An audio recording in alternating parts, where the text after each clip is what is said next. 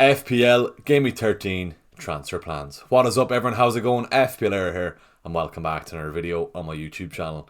GameWeek 12 is still underway with West Ham and Newcastle facing off tonight. We've got a Friday night deadline for GameWeek 13, so we've got to start planning ahead towards that. As you can tell by the title, we're currently inside the top 100k for the first time this season. We just have to hope Alexander Isak can stay relatively quiet tonight to make sure we're still inside it once the game week is over. In today's video, I'm going to show you how I fit out in GameWeek 12, and we're also going to look at my transfer plans ahead of the GameWeek 13 deadline. We've lots to discuss. Let's get into the video. So before we get into today's video, quick reminder, as always, to give the video a like, and let's hit the like goal of 70 likes on this video. So head on down there, drop the video a like if you are watching this and you're not subscribed, or if this is your first time coming across the channel.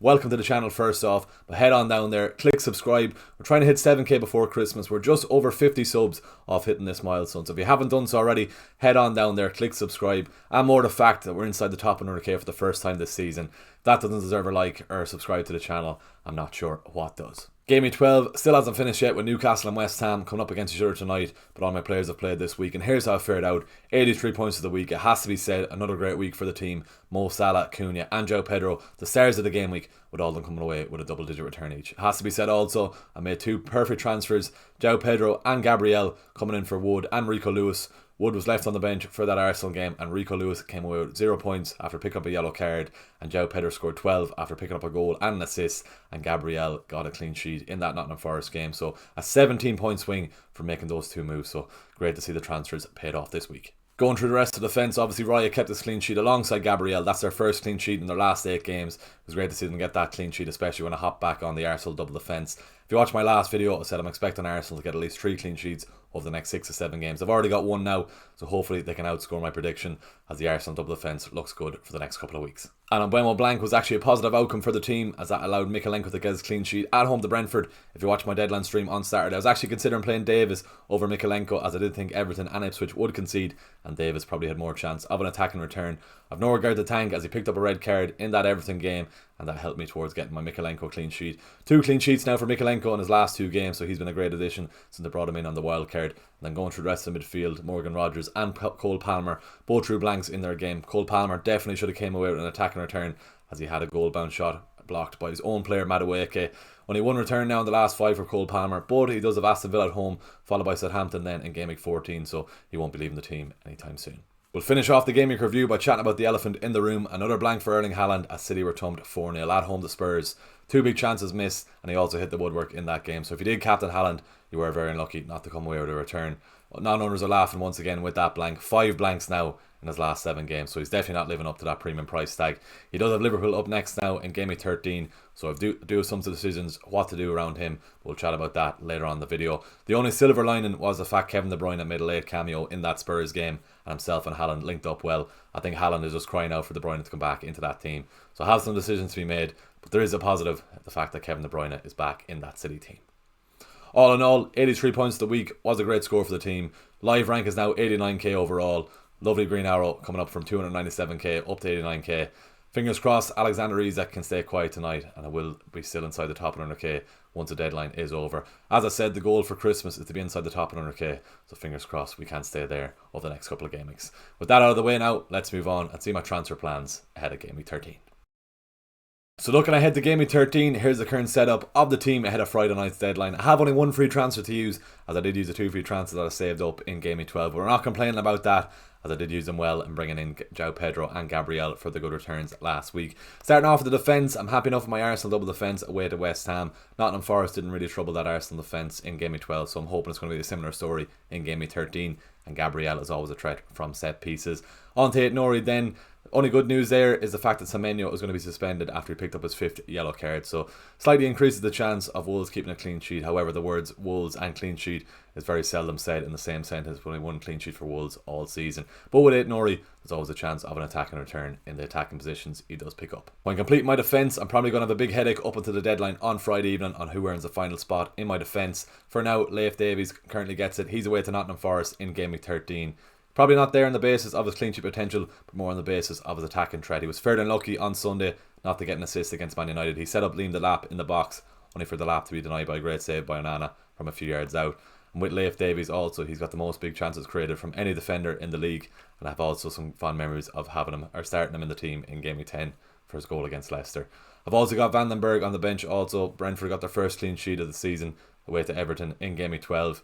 They're against Leicester in Game Week 13. Leicester just sacked Steve Cooper at the weekend, so Leicester's team is a bit of a shambles at the moment, so I could be tempted to play Van den Berg, but Leif Davies is in the team for now. Moving on to the midfield, barring that Leicester fixture at home for Mbeumo, the fixtures aren't that much to shout about for Palmer, Rodgers and Mo Salah.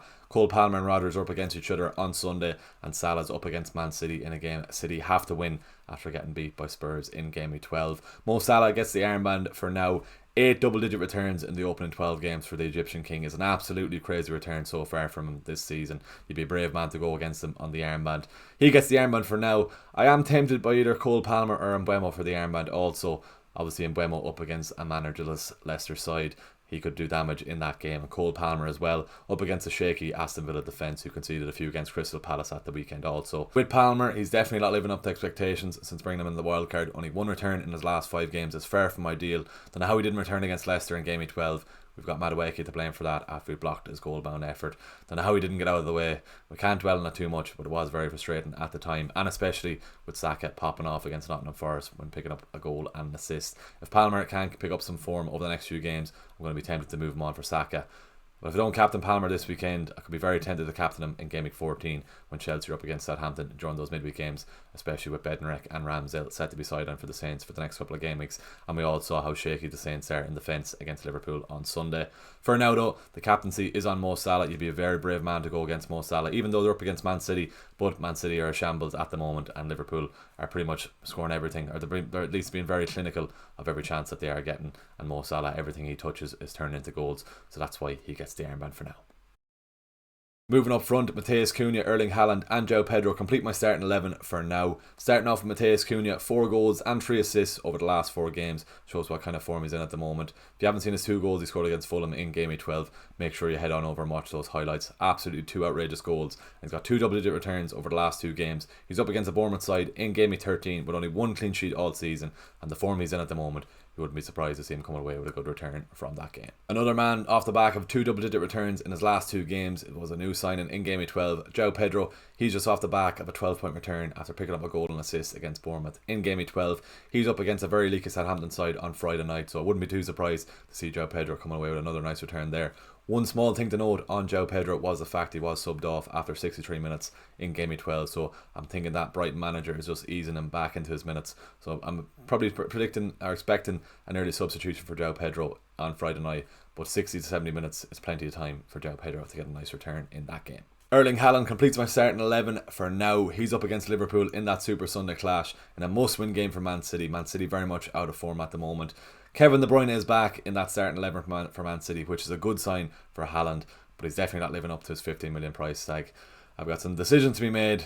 Let's move on now and have a look at my transfer plans ahead of Friday night's deadline. So looking at my transfer plans ahead of Friday's deadline, I've only got 1 free transfer, and the big decision is whether or not Haaland leaves or stays in my team. If I look to get rid of Haaland, I'm going to be looking towards Alexander Isak as a prime candidate to replace him. He still has to play against West Ham tonight, so there's a chance he could get injured in that game, but if he comes out of that injury free, Isak is going to be the prime candidate as a Haaland replacement, with Newcastle having a nice run of fixtures over the next couple of game weeks. With Haaland though, it's a tough one. He will have Kevin De Bruyne back in that starting 11 for the Liverpool game at the weekend, so he will have the service. It's whether or not he'll be able to put away the chances like he hasn't been doing over the last couple of weeks. With Haaland also, I'm eyeing up that fixture in Game Week 14 against Nottingham Forest at home as a potential shout as a captaincy pick. But if I move Haaland out and bring in Isak, as I said, I could look towards Captain and Palmer in Game Week 14 when he's away to Southampton. If I did move on Haaland for Isak this week, I could then look towards making the second transfer below in another week. I wouldn't do it this week because it would be for a hit this week, but I could move on Dibbling for Saka with the funds available, and that would let me have Saka, Salah and Palmer in midfield for the midfield premium. I have some big decisions to make ahead of the deadline on Friday. For now, I'm currently leaning towards keeping Haaland. Yeah, I know, keeping Haaland, but I do think with Kevin De Bruyne back in the starting 11, I do think he's going to have a lot more chances, and surely he'll start converting these chances over the next few game weeks. So that's my thoughts and plans ahead of Friday night's deadline. I'll be keeping a close eye on Alexander Isak tonight in that West Ham game. Fingers crossed he'll have a quiet night, because if he does, it'll mean I'll stay in the top 100k once the game week is over. But if he does well, I'll be very tempted to take out Haaland and bring in Isak. But for now, Haaland stays in the team.